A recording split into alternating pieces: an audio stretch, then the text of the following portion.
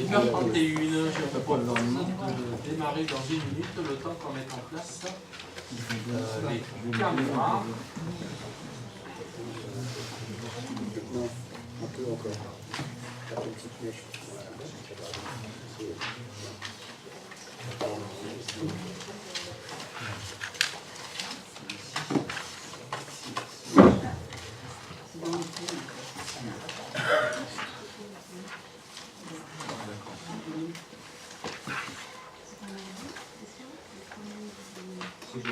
C'est parfait, voilà. Alors, merci beaucoup pour tous les courageux qui ont pu venir ce soir pour le conseil municipal. Je vais commencer par l'appel. Alors, Fabrice Rousseau, je suis bien appelé, je signe quand c'est fait. Pierre Bertrand, présent. André Laloze, Maryse Verdu, elle est pour, voilà, et elle a laissé pouvoir à Eric Généry, c'est parfait. Sandra Thoman, Présent. Philippe Grégoire, Jean-Michel Moreau, Sandrine Bedel, elle est au conseil d'école. Elle m'a laissé un pouvoir, soi-disant. Elle t'a laissé un pouvoir. Soi-disant, mais je ne l'ai pas. Non. Il est là-haut. Alors, est-ce que le conseil municipal accepte un pouvoir par SMS? Est-ce que vous voyez l'opposition? Non, tout le monde a l'air d'adhérer à cette idée. C'est parfait. Voilà, donc on a bien le SMS. Le conseil d'école commence à 17h30. Elle a dû rester avec Jean jusqu'à 18h25. 18h25, Jean C'était prévu comme ça. Voilà, et du coup, peut-être qu'elle viendra. D'ici une demi-heure, elle doit être là. D'ici une demi-heure, elle devrait être là. Alors, Éric Généry. Non, moi je ne peux pas. Là. Monsieur Jean Demange, on en a parlé. Présent. Et là, Gérard Martin, on s'est vu toute la journée, il est bien là. Philippe Mioche est absent, il a laissé un pouvoir, normalement, s'il ne s'est pas planté, en mode et due forme. Oui.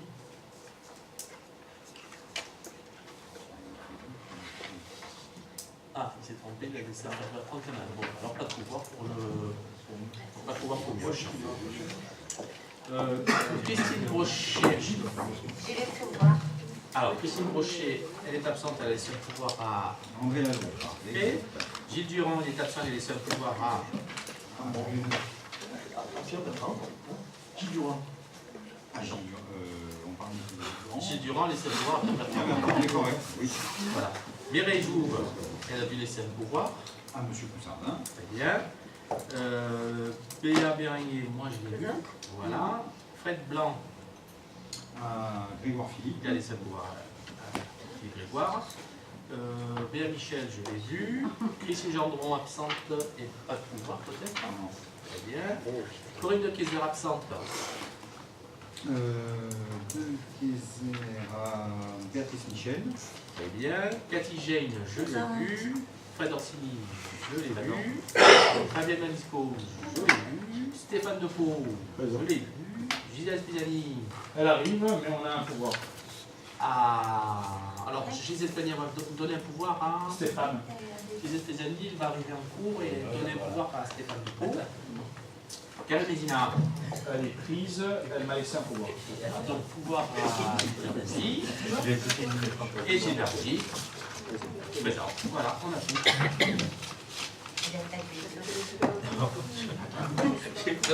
Oui, je vous passe oui. Bien sûr. Oui, comme ça c'est fait. Très bien. Alors, maintenant que le quorum est atteint et que les pouvoirs sont disponibles, je déclare la séance ouverte. On va, comme d'habitude, proposer qu'une âme charitable et gentille et sympathique, aimable, veuille faire alors le secrétaire de séance pour le PV d'un conseil qui sera, à mon avis, pas très long. C'est pas que je veux le vendre, mais celui-là, il sera pas compliqué. Est-ce qu'il y a un courageux qui se sent? Ah, monsieur Grégoire, il est très sympa. Il va nous aider. C'est gentil. Donc, Philippe, les voici. Séance, on passe au vote. Est-ce que quelqu'un est contre? Personne. Il a même l'unanimité. Monsieur Devoir fait l'unanimité. Ah, ça c'est vrai. Donc ça dure. Oh, bon, exactement. Le procès verbal qu'on voulait adopter est resté dans la bécane informatique, celui de Christine Brochet m'a bien envoyé, donc je signale. Donc on l'adoptera au conseil municipal prochain, si vous êtes d'accord. Donc je vous propose de passer à l'examen. Sur le vote, ça va trop vite là. Peut-être sur le vote de secrétaire, d'habitude on s'abstient, n'est-ce pas? Donc, Alors, monsieur Guérin ne fait pas l'unanimité, il y a je 4 abstentions. le... Oui, mais c'est pas grave, on corrige tout. 4 abstentions. Moi, Philippe, j'ai parlé trop vite, il ne fait pas encore tout à fait l'unanimité. Mais je pense qu'il y a rien de personnel. Non. C'est sur la forme, pas sur la personne. Nous l'avions bien compris. Très bien. Alors, c'est un conseil municipal qui a 4 délibérations.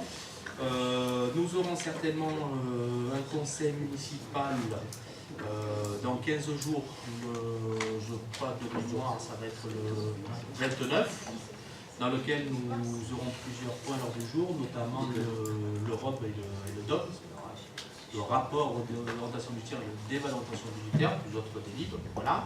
Et un conseil municipal le 12 avril, je pense que c'est un jeudi, où nous aurons les lignes du budget, les orientations du budget BP 2018. C'est ça. Voilà. Les dates étant annoncées, nous pouvons passer donc à la première délibération. Alors, c'est une délibération que l'on a déjà vue le mois dernier sous une autre forme. Comme ceci est indiqué dans la note de synthèse, le trésorier payeur ainsi que la préfecture nous ont demandé de représenter la délibération que nous avons prise en ce qui concernait le vote de dépenses que nous autorisons à faire avant le vote du budget d'avril. Voilà. Donc je ne vous répète pas ce qu'on avait dit le mois dernier. Vous avez bien compris, la commune de Mérargues vote son budget en avril. De janvier à avril, on vote certaines dépenses pour ne pas empêcher la commune d'avancer et pour permettre aux entreprises d'être réglées, par ralentir l'exercice qui déjà est souvent compliqué. Par contre, il y a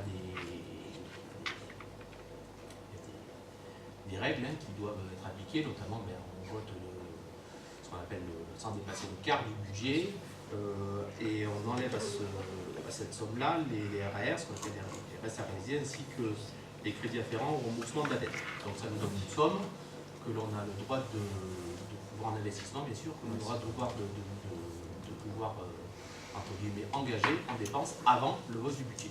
Or, on a eu notamment, et j'en remercie Eric, la préfecture au téléphone pendant ses vacances, c'est pour ça que je le remercie. Alors déjà, je le remercie pour son travail, mais en plus, je le remercie de travailler pendant les vacances, qui lui a donné un petit peu comme information. Eric, tu me complètes si je déforme un petit peu les propos uniquement administratifs, mais importants de la préfecture. Il nous a dit, dans votre présentation, le principe du quart, il n'y a pas de problème, mais il faut d'abord, noter les sommes en hors-taxe et en TTC, on préfère comme présentation, donc il faut qu'on corrige cette présentation, c'est plus en lien avec ce qu'ils nous ont demandé. Et puis la deuxième, Eric avait, pour information, on trouvait ça plus transparent et plus logique, noter toutes les opérations. Et ils nous ont dit non, c'est pas nécessaire, c'est un peu trop de zèle, parce que je crois que c'est le terme utilisé. Si vous mettez que les chapitres avec une mobilisation corporelle et une mobilisation de groupe, avec les chapitres, c'est largement suffisant. Donc, on corrige bien volontiers la présentation du tableau. Voilà. Et en fait, les sommes indiquées ainsi que les montants correspondent aux opérations que l'on avait déjà notées le mois dernier. Voilà, donc c'est plus une régularisation qu'une nouvelle délibération. Mais il peut y avoir des questions et je vous invite à les poser, nous essaierons d'y répondre au mieux. ce que je vous propose, c'est peut-être que je fasse un tir groupé, j'intervienne sur les 3 points, puisqu'ils sont très ressemblants. Donc soit j'interviens maintenant, Tir soit groupé j'attends. Hein? C'est une très bonne idée de tir groupé maintenant. Ou j'interviens à la fin. Non, Je très te bonne laisse, idée. je Non, te vas-y. laisse peut-être... Je t'en prie, c'est très bien. Autant on expose une idée, voilà. Bon, je commence par la fin, donc nous désapprouvons ces 3 points. Bon. Tu as parlé, vous avez parlé, l'ensemble du conseil de rectificatif. Moi je parle d'erreur. Il s'agit donc d'erreurs commises je dirais, sur la forme et sur le fond. Je ne sais pas si en oubliant d'afficher le montant hors taxe, c'est une erreur de forme ou de fond. Je dirais même que c'est les deux en même temps. En tout cas, on retrouve l'erreur de fond, et ça m'embête d'en parler puisque vous n'avez pas présenté le deuxième point. On retrouve, et là on la voit bien, l'erreur de fond dans le deuxième point. Donc qu'est-ce qui se passe? Ce qui se passe, c'est que après les délibérations du 15 janvier et du 11 janvier et du 15 février, la préfecture a mis en évidence ces irrégularités et donc le préfet a invalidé ces délibérations du 11 janvier et du 15 février. Donc en droit, on parle de nullité pour vice de forme et nullité pour vice de fond. Et donc, à partir de cet instant, il y a 2 issues. Soit ces délibres sont retirés à jamais, soit on nous demande de les représenter. Et c'est l'objet donc du conseil municipal de ce soir. Vous proposez donc de représenter ces points. Alors, il s'agit de délibres particulières et nous vous avons averti à plusieurs reprises, en tout cas le 11 janvier et le 15 février, des libres très rares, des libres très particulières, des libres qu'on utilise, je dirais, en dernier recours, lorsqu'on est ric-rac avant de voter le budget. Le conseil municipal autorise le maire d'engager, de liquider, de mandater les dépenses d'investissement avant le vote de budget, dans la limite du quart des crédits. Encore une fois, je l'ai dit la dernière fois, j'ai autour de moi des amis maires, des amis conseillers municipaux, adjoints, et il est clair, dans les mairies autour de nous, on n'a pas vraiment recours à cette délibre. Ce qui est très particulier pour nous, c'est qu'on a refait cette délibre 3 fois.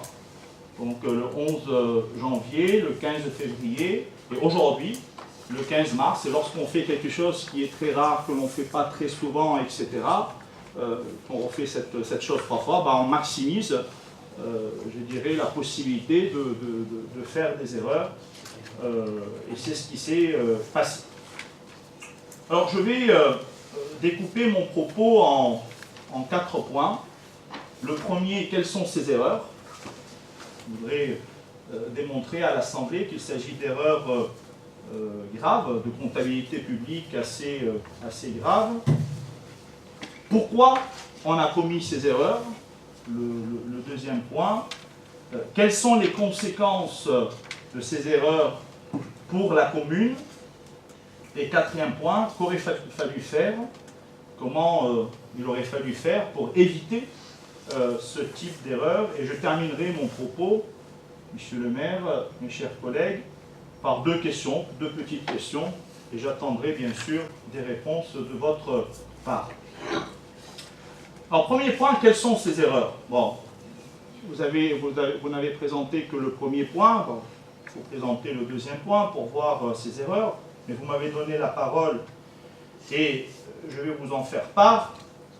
Alors, premièrement, je pouvais parler à la fin du 3e point. C'est toi qui as proposé. Premier point, le montant hors taxe TTC. Bon, c'est une erreur qui me semble assez grave en comptabilité publique. Dans la réglementation de la comptabilité publique, Alors, elle est grave, cette erreur, et je me permets d'informer l'Assemblée, en tout cas de montrer à l'Assemblée, si vous descendez au deuxième point, vous le voyez, que cette erreur, elle n'est toujours pas corrigée. On la retrouve dans, s'il vous plaît, est-ce que vous pouvez descendre, Monsieur Grégoire? Voilà, on le voit là. Voilà, le chapitre 204, montant, donc ça doit être les opérations façade. On voit le montant TTC, 5 380 €, mais on ne voit pas le montant hors taxe. Donc je vous propose naturellement de le corriger parce qu'on n'a pas envie d'avoir un énième conseil municipal pour remodifier tout cela.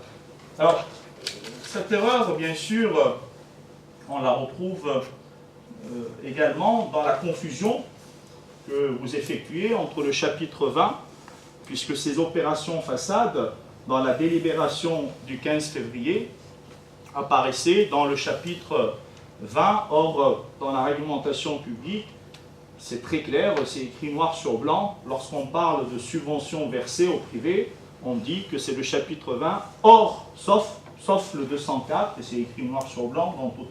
Or, malheureusement, vous effectuez une confusion et une erreur, encore une fois, assez importante et assez grave. D'autres erreurs, une autre erreur qui est importante, le crédit voté BP 2017, 24 645, et donc le quart correspond à 6 161,25.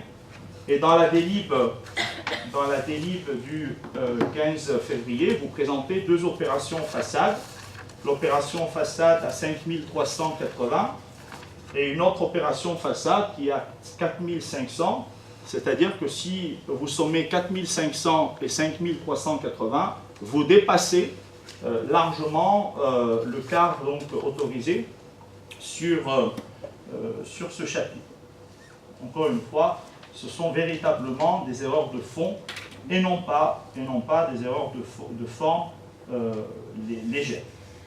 Alors, les 50 000 € que vous présentez lors de la délibération du 15 février, encore, les 15 000 € qui correspondent, c'est écrit au brut, tranché plus canalisation. Pierre, je t'avais interrogé sur le sujet, tu m'as répondu. C'est important, c'est rapide, il faut qu'on le fasse. Je t'ai dit que c'est un projet qui date de très longtemps, l'alimentation sur les quartiers ouest. Alors, bon, là aussi, il y a une erreur, puisque c'est 50 000 €. Alors, j'attire l'attention de l'Assemblée. À l'époque, on trouvait que ça allait un peu trop vite, hein, on vous l'a dit. Il n'y avait pas de marché qui était attribué. Et on voit le vide dans le tableau, il n'y avait pas de marché attribué. Or, vous avez quand même voulu présenter ces 50 000 €. Et là, il y a une erreur, puisque ces 50 000 € disparaissent des immobilisations corporelles et atterrissent donc, dans la délibération d'aujourd'hui dans les immobilisations en cours, ce qui signifie véritablement, encore une fois, qu'il y a une erreur de fond importante. Vous confondez les immobilisations corporelles et les immobilisations en cours. Pourtant, la réglementation en termes de comptabilité publique est très, très claire. Bon, je vais peut-être m'arrêter en ce qui concerne les erreurs. Le premier point, bon, nous trouvons quand même assez surprenant. Je veux parler de la délibération, encore une fois, d'aujourd'hui sur l'autorisation donnée au maire de liquider, d'engager, etc. pour la troisième fois, de trouver le montant de 50 €. Le montant de 50 €, bon, vous me direz à quoi correspond le montant de 50 € que vous allez mettre dans l'autorisation numéro 3. Ce que je veux dire ici, lorsqu'on travaille de cette manière-là, très rapidement, à la va-vite, lorsqu'on commet des oublis, bon, il y a des erreurs, mais les erreurs, malheureusement, attirent des erreurs. Lorsque vous prenez le risque, descendez s'il vous plaît, sur la délibération numéro 3, de demander l'autorisation de dépenser 50 balles 50 €, donc 60. Alors, on ne peut encore une fois, malheureusement, qu'accroître cette probabilité, cette possibilité de commettre des erreurs. Alors pourquoi, deuxième point, pourquoi on commet ces erreurs? Je l'ai dit à plusieurs reprises, nous vous avons alerté, nous avons voulu débattre avec vous, dire que, bon, le 11 janvier, on l'avait dit, c'était trop tôt, commencer l'année par cette délibération, ça venait trop tôt, il fallait peut-être prendre un peu plus de recul. Vous avez dit non, non, non, c'est bon, on a tout cerné. Bon, le 15 février apparaît une autre délibération et la preuve, elle n'était pas suffisante puisque vous en provoquez une pour aujourd'hui. Bon, qui commet ces erreurs? C'est une question très importante et je salue les propos de M. le maire lorsqu'il dit bon, ce ne sont pas les agents, et je remercie Eric. Bon, il faut peut-être aussi remercier d'autres agents qui travaillent au service de la comptabilité, sans citer son nom. J'adhère complètement à ce que tu dis, Fabrice. Il ne faut pas donc accabler les employés, mais il y a bien un responsable. Il y a bien un responsable dans ce qui se passe. Bon, le groupe d'opposition a réfléchi, hein. Il a voulu savoir un petit peu qui est le responsable. Ben, le responsable, c'est le décideur. Bon. Et le décideur en politique, c'est qui? Ben, c'est l'élu. Voilà. Et l'élu des élus, c'est qui? Eh ben, c'est le maire. Voilà. Donc, je me permets de te le dire, tu es le maire, tu es le chef d'orchestre, tu es celui qui doit donner les ordres, les impulsions à cette commune. Et bon, je m'excuse de te le dire publiquement, bah, tu es responsable, cher Fabrice, de ces erreurs, bien sûr, avec l'ensemble des personnes que je ne connais pas qui t'aident à décider. Et encore une fois, je salue tes propos qui consistaient à dire en début de séance, ce ne sont pas les employés de mairie que je salue, ils sont allés chercher, etc., pour rectifier. Mais, quelque part, avec le recul, comment on commet ces erreurs? Ben, on commet ces erreurs parce qu'on travaille dans la précipitation. Je l'ai déjà dit.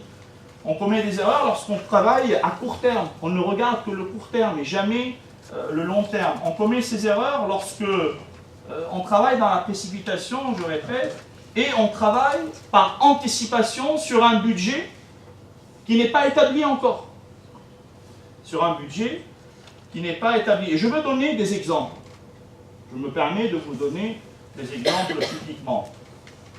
Pourquoi vous avez mis 200 000 € de dépenses sur la délib du 11 janvier pour faire les fouilles, alors que le 15 février, vous allez ajouter 714 € pour la publication, consultation de marché.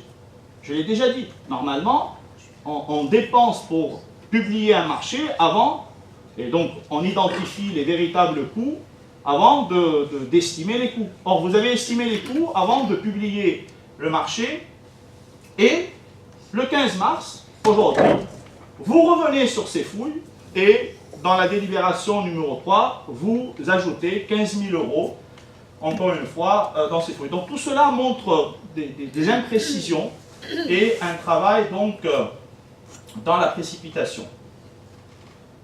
Deuxième exemple, toujours ces 50 000 € pour les travaux dans les quartiers ouest. Bon, on n'était pas au courant, on n'a jamais été, je dirais, consulté, ou on a débattu en conseil municipal sur ces travaux, donc ils apparaissent. Bon, oui, il faut le faire, mais c'est quelque chose quand même qui aurait pu être réfléchi et mis en évidence l'année passée, c'est-à-dire en 2017, lorsque je dis l'année passée, c'est-à-dire pourquoi pas procéder par une décision modificative du budget et organiser peut-être le financement de ces 50 000. Mais ça va tellement vite, et je vous le dis publiquement, hier, il y a des habitants des quartiers ouest qui ont été encore une fois surpris de voir la route bouchée, le rond-point fermé, la route déviée, sans aucune information donnée au préalable. Mais pourquoi agir de cette manière-là? Dans la précipitation, et je vous le démontre encore une fois, cette précipitation conduit aux erreurs. La glacière du château. Bon, j'aimerais avoir des explications. On va dépenser, donc je fais allusion ici à la délibération du 11 janvier, plus de 50 000 euros. Bon, quelle est l'urgence, encore une fois, de ces travaux en eau et assainissement? Pourquoi vous avez voulu, comme ça, dans la précipitation, viabiliser ce secteur? Qu'est-ce que vous êtes en train de faire là-haut? Est-ce que vous êtes en train, et j'attends de réponse, est-ce que vous êtes en train d'alimenter en eau le château? Donc ce qui veut dire qu'on est en train de payer, nous les Méhagués, pour le promoteur. Je veux dire, qu'est-ce que ça apporte là, dans le mois? On aurait pu attendre le vote du budget et débattre de cette question. Je veux dire, on dépense plus de 50 000 euros pour la glacière du château, là où il y avait la piscine, amener l'eau potable et l'assainissement. Donc j'aimerais, alors que j'ai amené le PLU, ici on est dans une zone qui est particulière, et c'est tout à fait normal, qui protège le château, etc. Est-ce que, voilà, donnez-moi des explications. En tout cas, à cette question, pourquoi vous avez commis ces erreurs, c'est le travail dans la précipitation. Vous voulez montrer à la population qu'il y a un changement, voilà. Un changement, on ne l'amène pas comme ça en 1 mois ou 2 mois. Vous êtes au pouvoir, pour certains d'entre vous, depuis 20 ans. Bon, déjà, c'est honteux, au bout de 20 ans, où on siège au conseil municipal, de commettre ce type d'erreur. Donc vous êtes au pouvoir, pour certains d'entre vous, depuis 20 ans, et vous commettez ces erreurs. Et monsieur le maire, je vous l'ai déjà dit, on fait appel à votre sens des responsabilités. Nous, comme vous, on vit à Méragles, on aimerait que Méragles progresse, mais le progrès, on peut le définir dans une sorte d'harmonie, tout doucement. Je veux dire, je comprends, dans 2 ans, il y a des élections municipales, mais ce n'est pas ça qui va faire les résultats des élections municipales. Donc, encore une fois, et publiquement, je fais appel à votre sens des responsabilités pour que ces affaires puissent être conduites d'une manière harmonieuse, dans le calme, d'une manière réfléchie, ne mettant pas en danger ni la sécurité des Méhagués, ni la sécurité des comptes de la commune. Quelles sont les conséquences, 3e point, pour la commune? Bon, les conséquences sont nombreuses. Bon, si je vous dis le retard, c'est le minimum. Donc, tout ce qu'on vous a dit le 11 janvier, on le retrouve aujourd'hui, 2 mois plus tard. On n'a rien fait. Donc, on a voulu agir dans la précipitation pour, soi-disant, aller vite. Il fallait impérativement donner les subventions pour les façades, etc. Et au final, bon, non seulement les personnes ne sont pas payées, et au mieux, et je ne suis pas sûr que cette personne que vous avez désignée dans le tableau, parce qu'au final, vous avez choisi une personne sur 2, vous avez retiré les 4005, je ne suis pas convaincu que cette personne soit payée avant le vote du budget du 12 avril. Donc on aurait pu tout à fait attendre le vote du budget, et vous me répondrez le 12 avril. Donc des conséquences directes pour nos administrés qui ne sont pas payés. Voilà. Je vous l'ai dit et je répète, ces administrés, ils n'ont pas fait la demande pour les opérations façade au mois de février ou au mois de janvier. Bon, je me suis renseigné, et vous le savez, c'est des demandes qui ont été faites il y a 1 an. Ce sont des demandes qui ont été faites il y a 1 an. Donc si on a fait attendre ces administrés 9 mois, on peut les faire attendre 2 mois de plus pour voter le budget sans, je dirais, qu'on soit amené de... Une autre conséquence pour les communes, agir de cette manière, vous dépensez de l'argent, des Méhagués, vous dépensez de l'argent sans subvention. Vous êtes en train de claquer de l'argent, et je veux dire, 500 000 euros, 576 000 euros, c'est pas rien. Vous claquez de l'argent sans subvention, et on va vite en plus, et on commet des erreurs. Donc, des conséquences assez importantes. Une autre conséquence, allez, la dernière, c'est notre réputation. notre crédibilité, nous les élus méringués. Je veux dire, on est recalé par la préfecture et par le trésorier et le préfet nous font des leçons. Bon. Franchement, moi je suis élu comme vous, nous sommes élus pour le bien commun de la commune. Je n'aime pas perdre ma réputation, ma crédibilité, parce que mon maire, il veut aller vite, plus vite que la musique. Bon, donc, on perd la crédibilité, notre réputation devant les institutions publiques, mais on perd notre crédibilité, notre réputation devant les entreprises qui ont travaillé et qui ne sont pas payées. Donc, tout cela, et encore une fois, ça m'embête de le dire et de le redire, nous sommes dans une commune qui est mal gérée. Voilà. Pour ne pas dire, elle n'est pas gérée du tout. Elle n'est pas représentée. Et pour preuve, tout à l'heure à Coudoux, il y a eu un groupe de travail des maires consacré au transport et à la mobilité, organisé par le maire de la Roque d'Enterron pour la métropole, et Méringue, encore une fois, la politique de la chaise vide. Vous n'avez pas le temps d'y aller, monsieur le maire. Vous n'avez pas le temps de représenter Méringue. Eh bien, dites-le. Dites-le. Il y a des adjoints qui peuvent le faire, et je vous le dis publiquement, si vous me le demandez, j'irai représenter la commune de Méringue et j'œuvrerai pour le bien commun des Méringuais. Mais il ne faut pas continuer. Ça a été la problématique de la gouvernance Jouve, et cette problématique continue. Voilà, la politique de la chaise vide. Aujourd'hui, on vit dans un système qui est de plus en plus centralisé. Il faut aller à la chasse. Voilà, je parle devant des chasseurs ici. Il faut aller chasser sur un terrain qui est difficile, qui est miné. Si on ne va pas à la chasse, on n'aura rien. Et donc la politique de la chaise vide est une politique qui est très mauvaise. Dernier point qu'aurait fallu faire pour éviter tout cela. Je commencerai par vous dire il aurait fallu monter un budget bon en 2017. Si on est dans cette situation aujourd'hui, c'est que notre budget voté, nous ne l'avons pas voté, nous le disons publiquement, et nous ne le revoterons pas certainement le budget de 2018 pour des mêmes raisons. Il aurait fallu monter un budget qui est clair, qui est sincère, qui est prévisible, et qui aurait permis à la commune, comme d'autres communes environnantes, de continuer à dépenser et à poursuivre naturellement les opérations. Pourquoi vous n'avez pas, deuxième point, fait appel aux décisions modificatives en fin d'année 2017 ? Fabrice, bon, tu n'étais pas maire à l'époque, vous l'avez fait pour donner 500 € à une association. Vous avez fait une décision modificative du budget pour donner 500 € à une association. Vous ne pouvez pas faire une décision modificative pour donner de l'argent pour l'opération façade, il y a 10 000 balles, ou pour une opération. Je veux dire, les décisions modificatives, elles sont faites pour ça. Elles sont faites pour ça. En fin d'année 2017, on aurait pu tout à fait imaginer que le budget est serré, est tendu, etc. Il n'y a pas de problème. C'est quelque chose qu'on peut constater. Bon, on fait une décision modificative avant que l'année 2018 débute. Troisième point, préparer, et je vous le dis depuis 4 ans, préparer plus rapidement le budget de l'année suivante.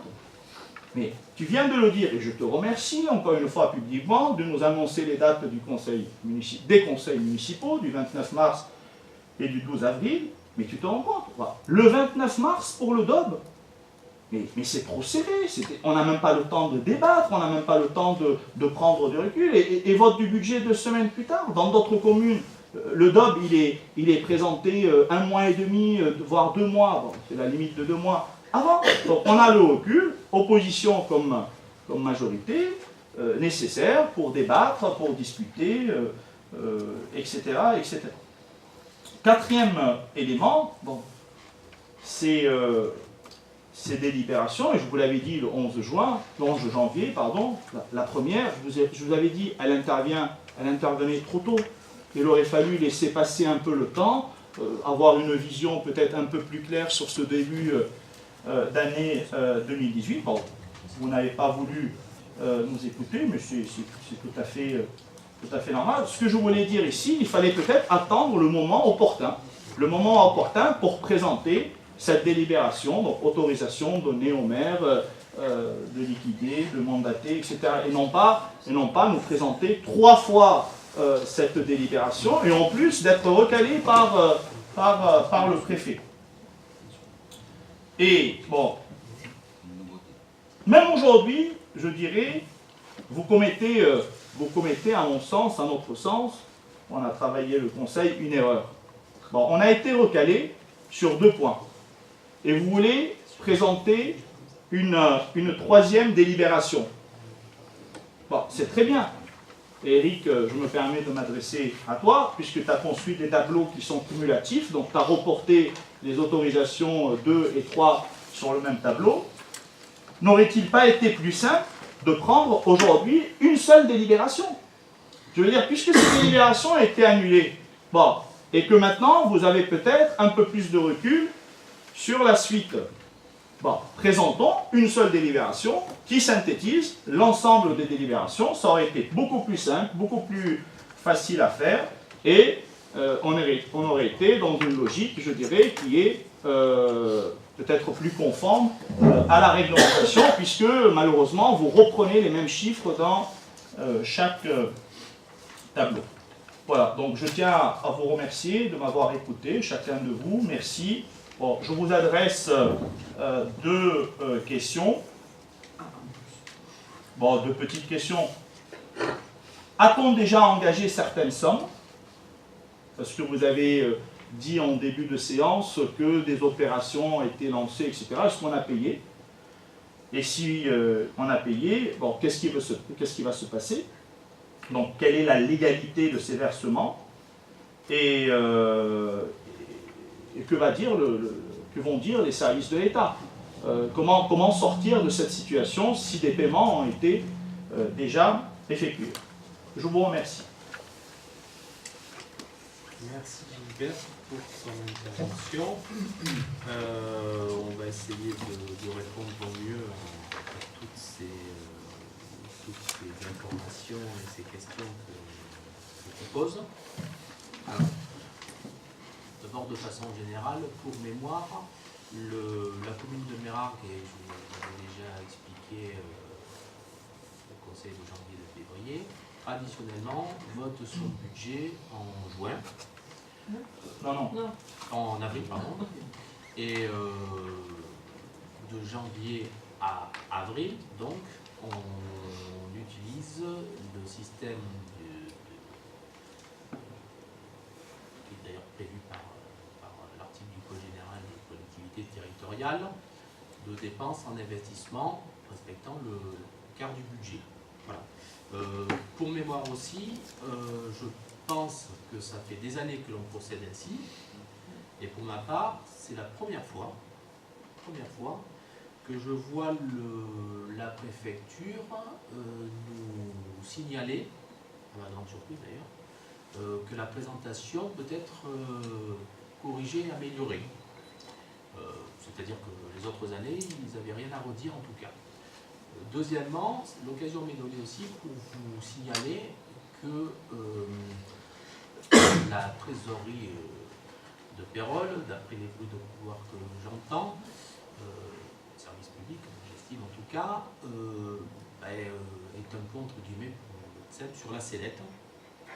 Et si d'aventure tel était le cas, si les couloirs devaient se confirmer, je vous proposerai au prochain conseil de prendre une délibération permettant de montrer combien la commune de Mérargues est attachée à cette trésorerie à Pérols et combien il serait peut-être important et de bon ton de pouvoir la conserver et de ne pas les prendre d'une trésorerie Rex ou à Marseille. Voilà, donc j'attends plus d'informations et dès que je serai en possession de ces informations, bien entendu, si tel devait être le cas, nous conduirons une délibération de soutien au maintien de ce service public, bien entendu en collaboration avec certainement les autres communes et surtout, avant tout, bien entendu, la commune de Pérols qui, comme vous le savez tous, accueille cette trésorerie sur son territoire. Donc, quoi qu'il en soit, les autres années, la préfecture n'avait rien à redire sur ces décisions. On présentait en TTC par Nortax et ont noté par transparence, comme je vous l'ai dit, les opérations qu'on souhaitait engager. D'ailleurs, sur le conseil de janvier, c'était plus transparent. Voilà. Sur le conseil de janvier, d'ailleurs, ils nous ont rien dit. Et sur le conseil de février, alors, je ne sais pas pourquoi, hein, ils ont attendu, et pourquoi les années précédentes, vous n'avez pas fait la remarque, ça ne devait pas être si grave que ça, puisque je vous dis, pendant des années, ils ne nous ont rien dit, donc voilà. Et quand Eric les a eus au téléphone, suite à leur courrier, parce qu'en fait, pas si grave que ça non plus, puisqu'ils nous ont envoyé juste de mémoire, je crois, un courrier nous indiquant, écoutez, c'est des livres, il faut un petit peu les toiletter et les reprendre, parce qu'on peut largement les améliorer. Je n'ai pas eu un courrier du préfet qui nous dit qu'on avait fait n'importe quoi. Du coup, non tact. On met du TTC, il faut mettre leur taxe en plus du TTC, je ne pense pas que ce soit gravissime. On détaille tous les chapitres. Là, on nous dit simplement de mettre l'intitulé des chapitres et de ne pas aller dans les opérations. Bon, je pense qu'il n'y a pas de péril dans la demeure et que les choses pourront être corrigées facilement. Alors, en ce qui concerne la délib convérant numéro 2, il y a eu une erreur d'imputation, de chapitre. Voilà, tout à fait vrai. Nous avons fait une imputation sur le chapitre 20 de la somme, je ne sais plus, ça c'est là. Et donc c'est pas une somme extraordinaire. Et en fait, il fallait faire cette imputation sur le chapitre 204. Voilà. Donc Eric s'en est aperçu, d'ailleurs, au moment où la préfecture, elle ne l'avait pas vu, hein, plus, et vous n'auriez non plus. Eric s'en est aperçu quand justement il a voulu toiletter le hors-taxe et le TTC. Voilà, il était mince. En plus, on a vu qu'il y avait une mauvaise imputation. Profitons de la délit pour la corriger. Voilà, c'est tout. C'est 5380 € TTC que l'on corrige. Voilà. Je ne pense pas que ça mette en péril notre budget. Voilà. En ce qui concerne l'opération BioBrut, dont je posais la question, c'est Ouest, je l'avais expliqué au conseil municipal dernier. On a rencontré la Société du Canal de Provence entre janvier et février, et ils nous ont proposé d'améliorer notre réseau avec une dépense qui était conséquente. Or, on leur a expliqué qu'on faisait des travaux en eau potable, parce qu'il fallait faire un maillage pour les quartiers ouest, pour l'eau potable. Et donc, là-dessus, ils nous ont dit, ben, écoutez, si vous arriviez en 3 semaines à nous faire une surlargeur pour passer en plus le tuyau de la SCP, vous pourriez faire des économies dans l'opération. On a tout tenté pour le faire. En 3 semaines, essayer de voir avec l'entreprise passer un marché en urgence. Voilà, contact. C'était une opportunité, et quelquefois, ben, il faut savoir saisir les opportunités. On leur avait dit que c'était très compliqué, qu'on avait très peu de temps. On essaiera de le faire plus tard, puisque le temps est compliqué. Puis toi-même, tu dis qu'il ne faut pas aller aussi vite sur ce projet-là. On va pas assez vite. Par contre, les travaux qui sont sur les quartiers ouest aujourd'hui sont des travaux d'eau potable de la Seine, hein, de notre Fernier, qui vont nous permettre de faire un maillage et qui vont nous permettre d'améliorer les débits sur ce grand quartier qui est le quartier ouest et apporter un peu plus de confort à tous ceux qui sont raccordés à l'eau de vide. Voilà. Quant à la qualification de SCP, je rappelle simplement qu'elle est déjà existante. C'était une dilatation, hein, donc c'est-à-dire qu'on enlevait une plus petite pour mettre une plus grande. Voilà. C'est pas une création. Hein. Les gens des quartiers ouest, ils ont tous de l'eau. Voilà. En ce qui concerne, tu cites le responsable. Moi, j'ai pas l'habitude de me cacher derrière les autres. Le maire est seul responsable. Voilà.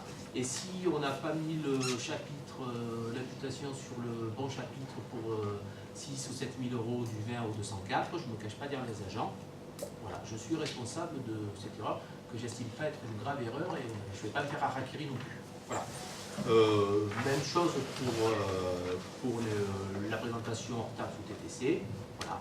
Depuis des années, on le faisait comme ça.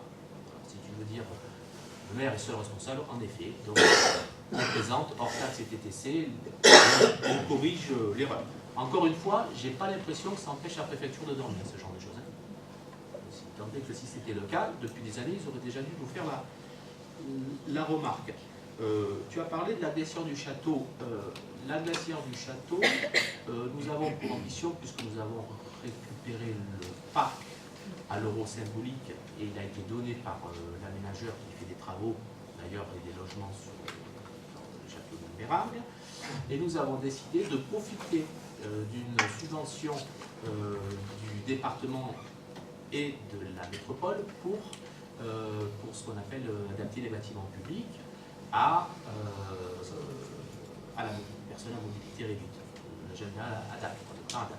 Donc, il nous restait un petit peu d'argent sur ce plan-là. On trouvait dommage de ne pas profiter pour pouvoir créer des toilettes handicapées, un accès pour permettre à tout le monde, notamment aux valides et puis aux un peu moins valides, je dirais, de pouvoir accéder à cette glacière. On a pour ambition, parce que je rappelle, cette glacière, c'était l'ancien couloir de la piscine que le promoteur a assez prêt à déconstruire d'ailleurs pour redonner l'aspect naturel à ce parc. Et en fait, on va réaliser avec le temps, petit à petit, un deuxième, entre guillemets, peut-être théâtre de verdure. Donc on aura une petite buvette qui va servir pour les associations. Donc bien entendu, il n'a jamais été question de raconter le château qui a son propre réseau. Et donc c'est interdit d'ailleurs, on ne va pas faire des travaux d'assistance pour les autres. Et ni de raccorder le château à un réseau d'eau. Il a son propre réseau dans ses plans, qui était dans le permis d'ailleurs. Et bien entendu, c'est notre propriété à nous que nous avons décidé de raccorder parce qu'il n'était pas. Bon, après, on peut dire que le promoteur nous l'a donné, cet espace 6 hectares plus une construction. Un cheval donné, on ne donne pas les dents. En plus, lui dire, faites des travaux pour nous faire toute l'électricité, l'assainissement et l'eau. Il fallait un peu mettre la main à la poche et on avait des subventions disponibles. On voulait profiter de ces subventions-là. Alors en ce qui concerne la somme des fouilles, en janvier, nous avons fait un diagnostic des fouilles. Ce diagnostic nous a permis d'établir que certainement on devrait aller vers des fouilles. Le diagnostic, en fait, il sert à dire il y a des choses à voir ou pas, et s'il y a des choses à voir, voilà ce qu'il va falloir mettre dans les cahiers des charges pour aller chercher l'entreprise correspondante, puisque l'entreprise, à partir de ce cahier des charges, elle peut établir un devis. Donc, à la suite de ce diagnostic, on avait une idée de ce qu'on mettait dans le cahier des charges, donc on avait une idée de ce que ça pouvait nous coûter. Et les archéos de l'INRAP nous avaient dit, par leur expérience, c'est peut-être un chantier qui devrait être entre 200 et 300 000 euros TTC. Donc on avait décidé en janvier de faire apparaître cette somme pour indiquer qu'on fléchait sur notre futur budget les travaux préparatoires à l'installation précise de déplacement de notre stade et de nos TEDx sur le plateau de la Plaine, c'est l'ancienne commune achetée à la ville de Marseille il y a quelques années, et de pouvoir donc ainsi faire les travaux préparatoires, donc ce sont les derniers travaux préparatoires à la création de ce stade et de ses tennis, c'est-à-dire les fouilles. Là-dessus, on a lancé avec le cahier de charges l'appel d'offres. Cet appel d'offres, qui est aujourd'hui, je peux vous l'annoncer, fructueux. On a sur les 5 réponses une entreprise qui se dessine. Bien entendu, on n'a pas lancé ni d'ordre de service ni d'OS parce qu'il faut s'autoriser à cette dépense. Moi, je ne souhaite pas l'inscrire au budget en avril pour dire à l'entreprise de venir en septembre ou en mai. Voilà, je souhaite avancer. Et de toute façon, ces fouilles sont nécessaires pour pouvoir réaliser sur ce plateau de la Plaine un stade ou un autre projet, si tant est que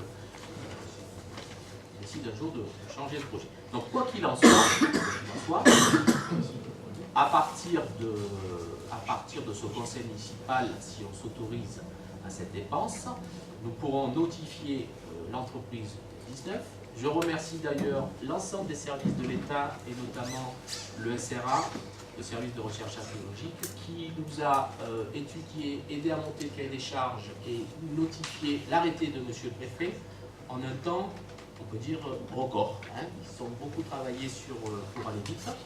Et du coup, nous avons l'arrêté du préfet nous permettant de faire ces fouilles. Voilà. Alors, en ce qui concerne le montant, bien entendu, quand nous avons eu l'appel d'offres terminé et que nous avons sélectionné l'entreprise à la fois compétente et moins-disante, nous avons eu plutôt la bonne surprise de voir qu'on ne s'était pas trop trompé sur notre prévision, puisqu'on est à 262 000 euros TTC, je crois, de fouilles sur 8 semaines. Qui correspond à 219 000 euros. Voilà. Et donc on avait prévu entre 200 et 300 000, on avait prévu 200 000. Donc on réajuste le budget puisque maintenant on a le chiffrage définitif. Voilà. En ce qui concerne tu as évoqué le principe des élections municipales et de la vision qu'il faut avoir à long terme. On n'a pas l'habitude, cette équipe, de travailler pour des élections municipales dans un but de réaliser avant les élections municipales. On a pour objectif de travailler ensemble dans le but d'améliorer le quotidien des Mélarguais et de le faire dans une vision, je dirais, à plus ou moins long terme sur les projets. Je vais donner un exemple. On était sur le chantier avec Pierre et Gérard du Frédéric Mistral à Gambala. On a dû passer encore 3 heures, ce qui ne m'a pas permis, moi, d'aller au conseil de métropole. Je rappelle aussi que Mireille n'est pas présente parce qu'elle est au conseil de territoire. Et il y a tellement de réunions entre le conseil de territoire et le conseil de métropole, un conseil municipal qui arrive les mêmes jours, il est compliqué de se diviser. Du coup, elle nous représente au conseil de territoire pendant qu'on fait le conseil municipal. Je l'en remercie. Là-dessus, eh bien, on a pu encore améliorer le projet de Frédéric Mistral Gambala. On a dû aussi en même temps participer à la correction de certains éléments et on essaie d'avoir des projets aussi qui soient à long terme. Je pense notamment à travers ces travaux, on essaie entre autres de, par exemple, profiter des travaux pour étendre notre réseau de chambres, nous permettant petit à petit de pouvoir étendre notre fibre optique et donc améliorer notre vidéoprotection. Et aussi bien sûr avec le soutien à l'information d'Eric. Donc ça veut dire qu'on a, je prends cet exemple de ce chantier-là, on a parlé aussi de la reconstruction de la place d'Escombe qui est depuis des années en face sur les berges du Valar, en face de chez Stéphane. Une commission de travaux? C'est une commission de travaux? Non, c'est pas une commission de travaux, c'est sur chantier. Il n'y a pas de commission. Et donc du coup, on essaie d'avoir des travaux qui sont structurants et pas un objectif de se présenter à une élection municipale quelconque.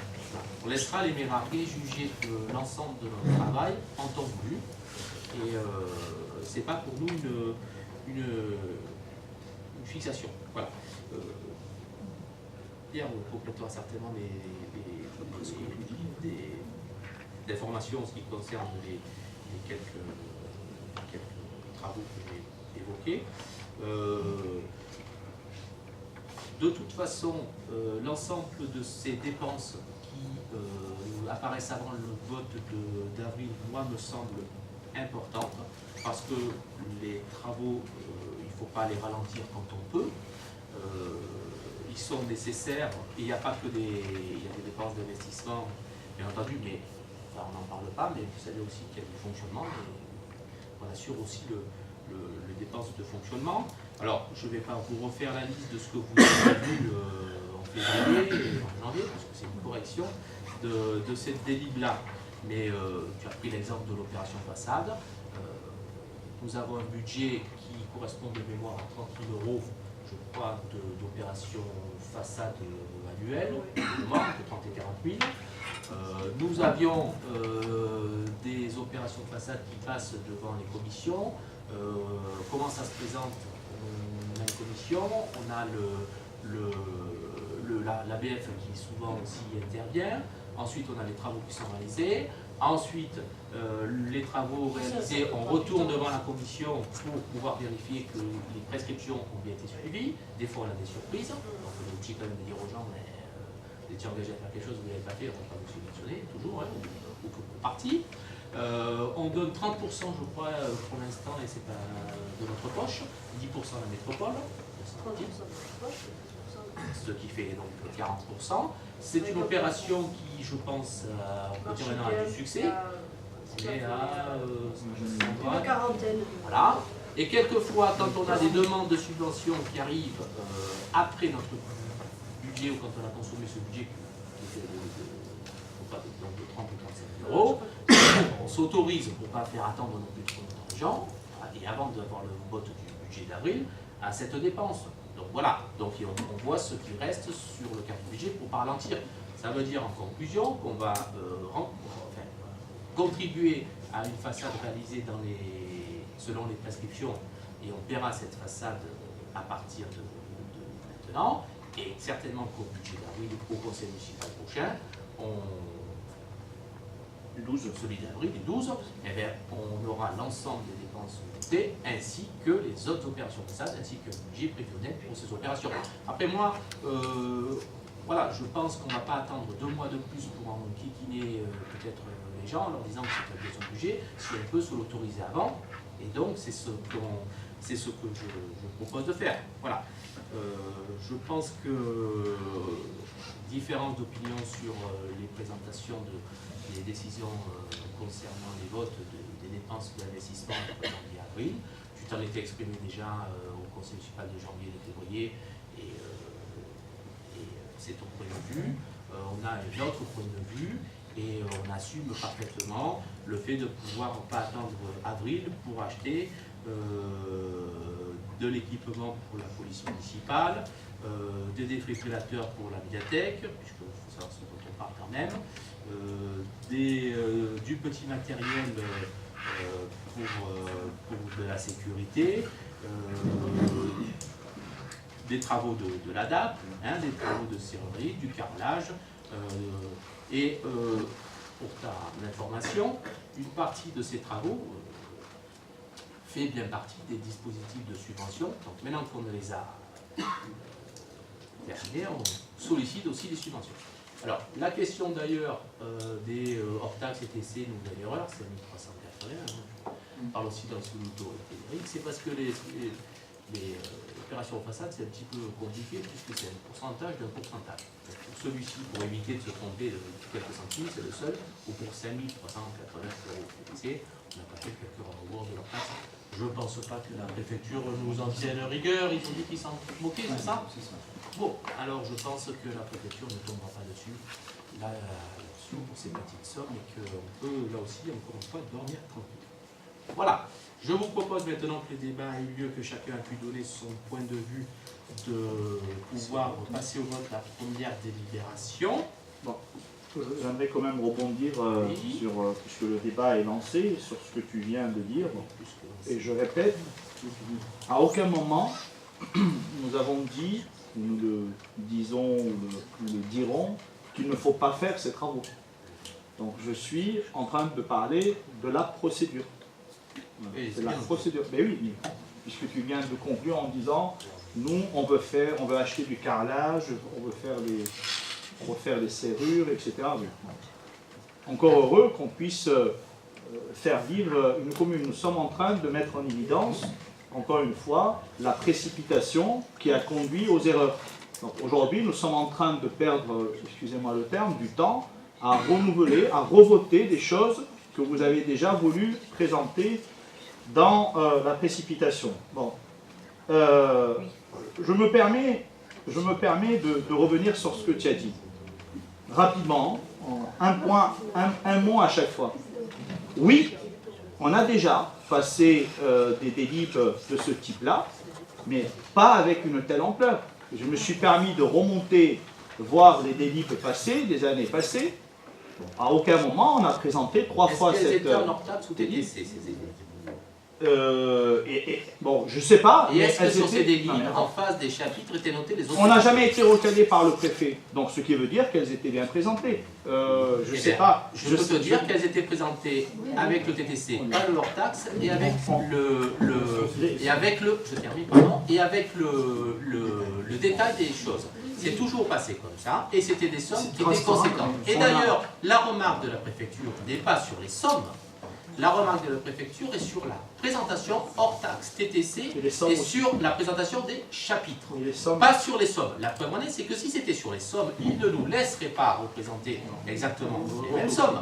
Et, pour mémoire, une commune voisine à Villouet a fait son vote dans lequel elle a fait le vote du quart du budget dans le même principe que nous, sauf qu'ils n'ont pas tenu compte des RR et des remboursements de la dette, et donc ils ont dépassé ce plafond. Là, la préfecture leur a dit, il faut refaire, vous ne pouvez pas. Voilà. Donc tout ce n'est pas notre cas.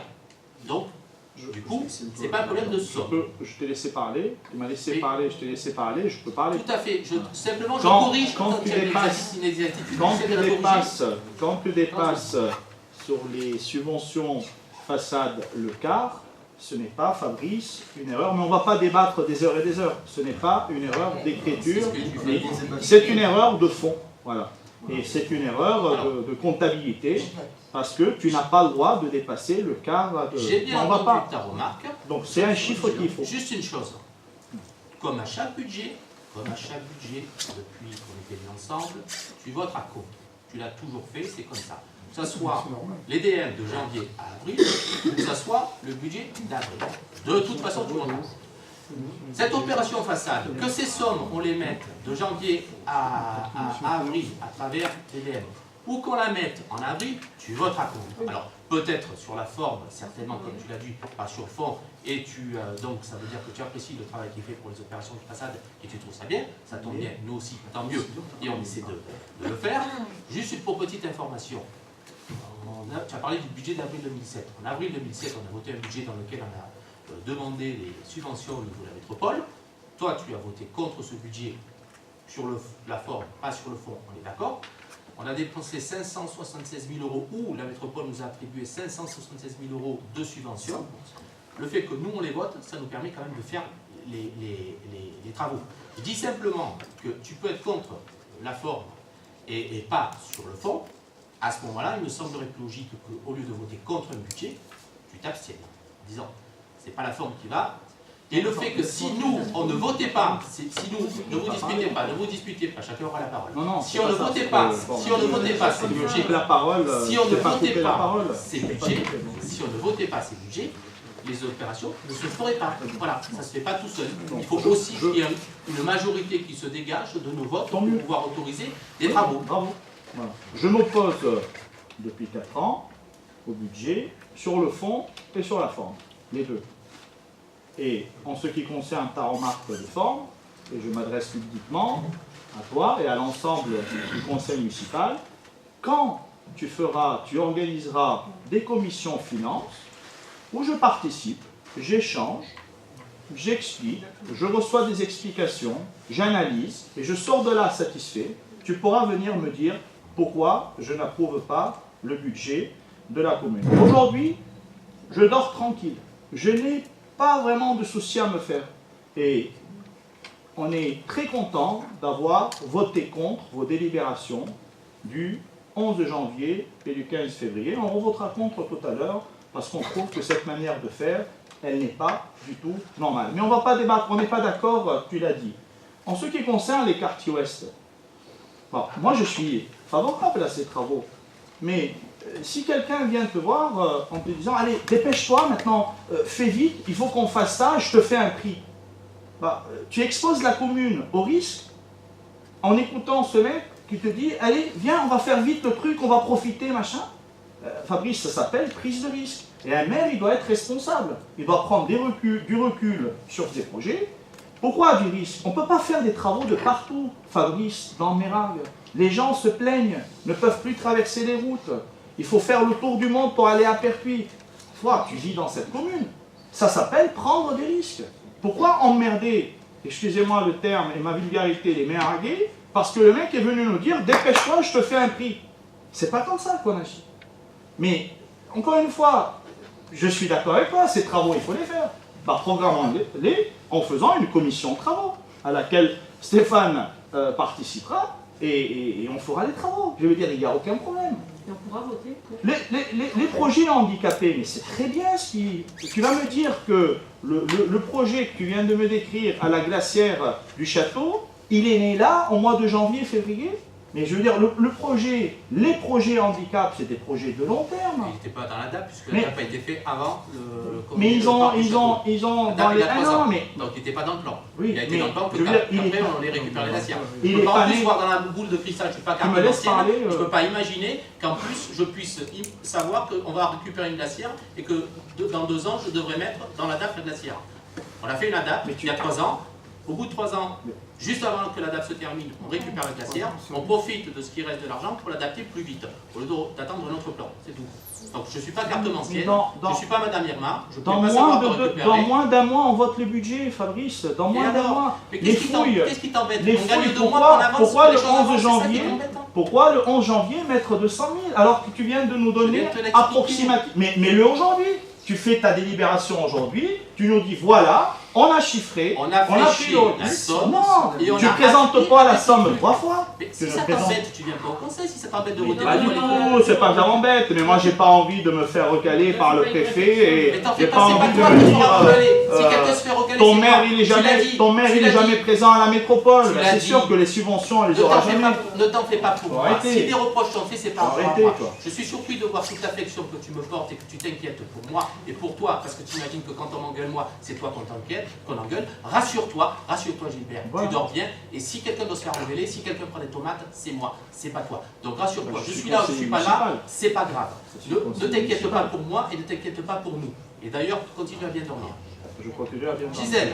Mais moi je demande simplement avoir des commissions, travaux, parce que voilà, je vais parler de travaux, Stéphane n'a pas été convié, et finances, si tu veux qu'un jour on approuve le budget, qu'on y arrive enfin, fait des réunions, finances, vraiment des commissions finances de travail, et pas nous soumettre les chiffres lors de réunions, ça c'est pas une commission de travail. Donc si tu veux qu'on approuve le budget, fais des réunions, fais des commissions finances. C'est ce que j'ai à faire. Vous ne l'approuverez pas, moi je veux juste Mais dire... tu sais, ne me dis pas que je l'approuverai pas. non, mais- Moi si je participe à une réunion à une commission finance, si je suis d'accord avec les chiffres, je l'approuverai.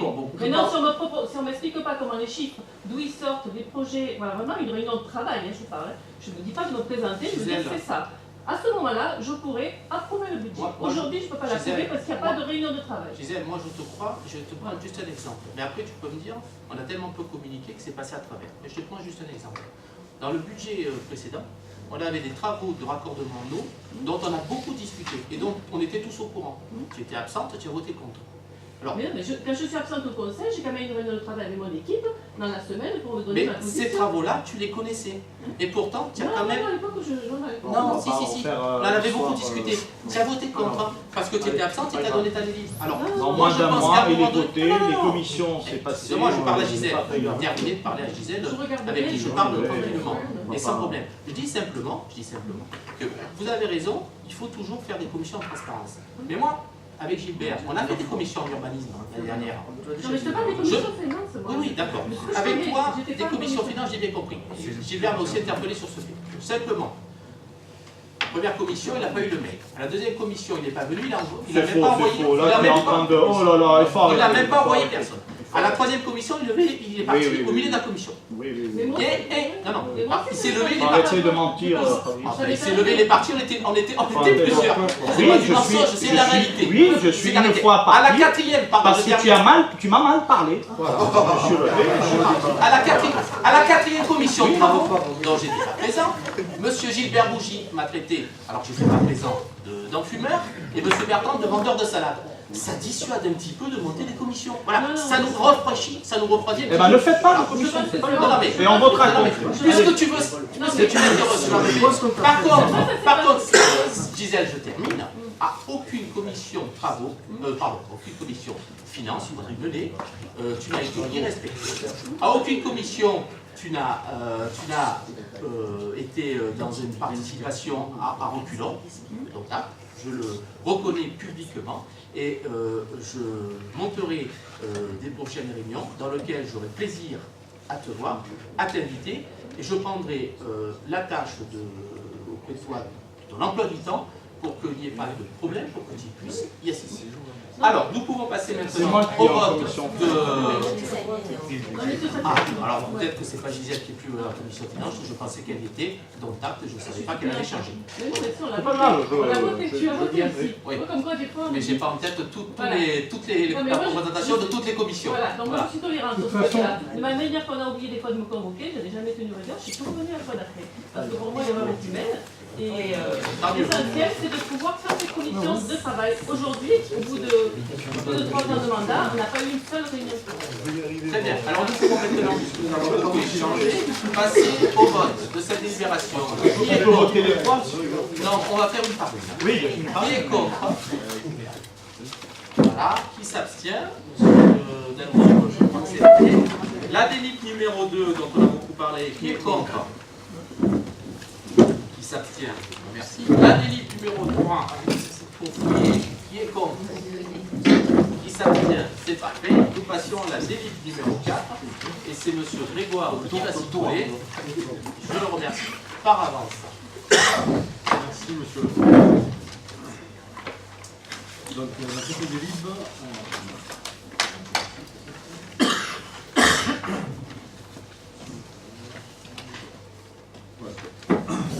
Il s'agit de cette délibération de soumettre à l'application pour notre commune une loi et un décret qui ont été passés très récemment qui concerne la réglementation des meublés et des hébergements, des chambres. Donc il s'agit tout simplement d'avoir un petit peu, alors au niveau, au niveau national, il s'agit plutôt de mettre un petit peu une réglementation, un frein à ce qui se passe avec notamment les entreprises style Airbnb, où ces plateformes hébergent des hébergeurs de toute race, de tout poil, c'est un peu tout mélangé. Pourquoi vous parlez de race?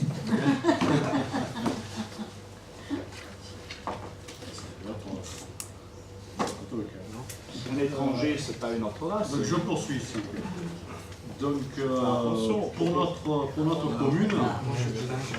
notre commune, il ne s'agit pas justement de faire un grand ménage, mais tout simplement d'avoir un peu plus de visibilité de ce qui se passe en termes d'hébergement sur notre commune. À titre d'exemple, aujourd'hui, nous connaissons, ça change souvent, mais on va dire, nous connaissons 5 hébergeurs qui sont officiellement déclarés. Alors que si vous allez sur Airbnb, en général, une trentaine de déclarés. Donc ce n'est pas une obligation, ça ne va pas être une obligation, on ne va pas obliger les gens à se déclarer ou pas, mais les gens qui voudront le faire seront signalés au travers d'une convention, si on passe cette livre, au travers d'une convention qui sera signée avec Provence Tourisme, qui mettra en application cette loi sur notre commune. À savoir que quand une personne demandera, une personne de la commune demandera un agrément, on sera informé. Et à ce titre, il sera établi un numéro d'agrément qui sera diffusé, un numéro d'enregistrement qui sera diffusé officiellement et que notamment Airbnb sera obligé d'appliquer, de mentionner. Donc ça pourra donner de la lisibilité aux hébergeurs qui jouent le jeu et ceux qui ne le jouent pas. Voilà, tout simplement. Donc pour notre commune, le but est là, sachant toutefois que si si on n'appliquait pas cette loi et qu'on n'applique pas cette délibération que je vous soumets et que je vous demande d'accorder, le jour où un hébergeur voudra se mettre en conformité, il ne pourra pas le faire. Tout simplement parce qu'il n'aura pas la possibilité de conventionner pour le faire. Voilà, donc il s'agit de soumettre la location de courte durée d'un local meublé à valeur de clientèle de passage à une déclaration préalable qui est soumise à un enregistrement auprès de la commune et en passant par Provence Tourisme qui est anciennement Bouches-du-Rhône Tourisme. Le comité départemental du tourisme. Voilà. Alors, y a-t-il des questions? Gisèle? Il me permet de reprendre l'idée. Tu dis qu'il n'y a pas d'obligation pour les particuliers de... Bon, moi je lis la phrase. Hein. Désormais, les propriétaires des résidences secondaires et des résidences principales qui souhaitent commercialiser leur hébergement sur la plateforme collaborative ont l'obligation de disposer d'un numéro d'enregistrement délivré par leur commune. Donc on vous demande Ont de l'obligation. modifiez-le. Donc, Il a déjà Gisèle a posé une question. Et Philippe a peut-être une réponse à Voilà. apporter. Avant de modifier, laisse-lui et l'amabilité d'écouter la question de Gisèle, ta collègue, et d'écouter la Si ça te réponse. fait plaisir, Fabrice. Ah ben, si tu veux me faire plaisir, Effectivement, je vois c'est mieux. Je te donne un conseil, relis les notes de synthèse avant de les envoyer. Tu peux travailler un peu, tu prends 5 minutes de plus et tu les relis. Si tu on laisses- évitera les erreurs. Je trouve que tu es un peu agressif, tu perds ton sang-froid. Non, pas du tout, pas du tout. Gisèle a Je ne posé me une suis pas question. adressé à toi, Eric. Est-ce qu'on peut Je m'adresse écouter- au- Par contre, tu t'adresses à nous systématiquement. Oui, Donc, bah je relisez me les permets notes de synthèse. de te faire Parce que ce Est-ce qu'on décret, pourrait écouter Gisèle, c'est s'il pas une vous plaît, obligation. qui a C'est une pas question. obligation. Et il n'y a pas lieu J'invite d'être- Gisèle à répéter sa question qui peut intéresser tout le monde. Relis les notes de Nous synthèse. compris. Ça te fera Et, plaisir. au lieu d'être agressif, écoute donc Gisèle. Gisèle, nous t'écoutons. ben, je répète, Voilà. j'ai reformulé ce que j'ai entendu en disant qu'il n'y avait pas d'obligation pour les propriétaires qui souhaitent donc louer leur chambre. tout ça. Et quand je lis la phrase, je lis que ces propriétaires-là qui souhaitent commercialiser auront l'obligation de disposer d'un numéro qui sera délivré par la commune. Donc pour moi, quand je lis ça, c'est qu'ils ont l'obligation, c'est une obligation.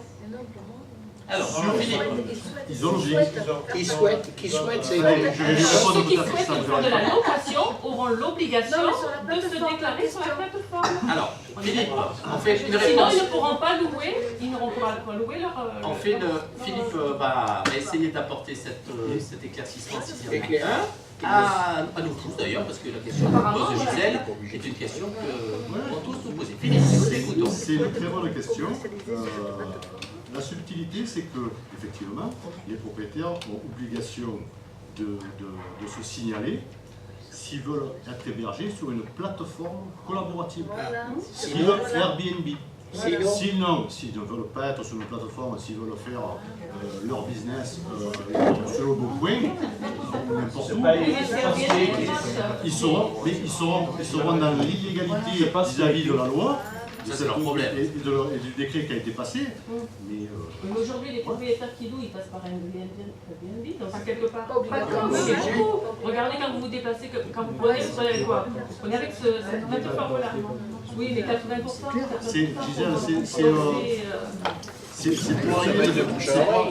c'est pour arriver à démarquer les gens qui louent vraiment des hébergements de tourisme, qui sont sérieux, qui veulent faire ça, et ceux qui manipulent, qui sont un peu transversaux avec la loi, et qui un coup sont des logements où à l'année, un coup ils sont en résidence principale, et c'est ce qui se passe. Normalement, j'ai fait la tête, mais je crois que on a le droit de louer, je ne sais plus combien c'est de mois dans l'année, son logement. Il y en a qui le font sur plusieurs plateformes. Donc ça ne peut rien dire. Enfin, le but c'est que si on a un numéro d'agrément, s'il y a un numéro qui est attribué à ces gens-là, ils ne pourront plus, parce il y aura une traçabilité qui sera faite à travers le département, à travers l'État. Et nous, on sera les premiers informés d'avoir cette visibilité. Ah, alors, si on peut. Alors, C'est la déclaration. c'est pas si simple que ça. Alors, si on comprend bien, ça veut dire que une personne qui souhaite avoir un numéro d'agrément. Elle va se déclarer, elle va avoir un numéro d'agrément qui va Ça s'est être... déclaré où? Sur la plateforme d'Airbnb ou Mais la Mais commune? de nous, non, de nous. À la commune, Faire cette d'accord. opération. Voilà. Ce numéro d'agrément lui sera donc attribué et elle aura en plus, en faisant ça, la possibilité de se mettre en conformité avec la loi. C'est ça? Bon. Si quelqu'un décide de ne pas se déclarer, il n'aura donc pas de numéro d'agrément, il fait ce qu'il veut, il n'est pas en conformité. Nous, on ne va pas être les policiers qui vont voir les gens derrière, on ne fera pas d'enquête. Hein. Oui, mais on Il va est pas accéder à la plateforme. C'est pas C'est l'entreprise. ce que je viens de dire. Il ne sera pas en conformité avec la loi. Après, c'est son problème, j'ai envie de dire. C'est pas nous qui sommes les policiers qui allons vérifier quoi que ce soit. Après, il sera listé. Est-ce que c'est un peu ça que... Oui, c'est ça, parce qu'après, du coup, par exemple, sur une plateforme comme Airbnb, il sera listé, mais à un moment donné, Airbnb ne va pas lister ceux qui ont le numéro et ceux qui ne l'ont pas. Je veux dire, il va y avoir que petit à petit, ça va se réglementer de lui-même. Il va y avoir que les gens qui ont leur agrément, qui ont leur numéro, tout simplement. Et ça va recadrer un petit peu tout ce système qui aujourd'hui part un peu dans tous les sens. Voilà. Donc, encore une fois, dans notre commune, il ne s'agit pas de fliquer quoi que ce soit ou d'essayer, mais au contraire, d'avoir, de connaître vraiment l'offre d'hébergement qu'il y a sur notre commune, et pourquoi pas de la mettre en avant et de la valoriser, effectivement. Après, ceux qui veulent continuer à fonctionner sans numéro d'agrément, soit en conformité, pas conformité avec la loi, c'est pas nous qui la faisons appliquer. Dans ce cas-là. Voilà. Ils n'ont pas accès, de toute façon, ils ne pourront plus aller, ils n'ont pas de numéro. Est-ce qu'il y a d'autres questions? La loi, pas trop de questions, on s'abstiendra parce qu'on n'est pas favorable on trouve que cette délibération n'a pas lieu d'être à Mérargues. C'est un décret qui a été fait et mis en application pour les grandes villes avec une certaine précision. Il faut lire le décret, je l'ai lu tout à l'heure, c'est Nice, c'est Paris, c'est Bordeaux, etc. Lorsqu'il y a trop de gaspillage en termes de location qui partent en courte durée alors qu'on peut mettre à disposition. Il y a un deuxième élément, c'est un numéro qui permet bien sûr d'avoir une traçabilité, une transparence. Je pense qu'à Mérargues, si certaines familles veulent avoir cette pratique, on n'est pas obligé de les surveiller, il faut leur laisser la liberté de le faire. Et donc nous, on trouve que cette délibération n'a pas vraiment lieu d'être, donc on s'abstiendra. Très bien. Alors, qui est contre? Pour comprendre, qui s'abstient? Voilà, on vous remercie. Le conseil municipal, s'il y a plus de questions, est terminé.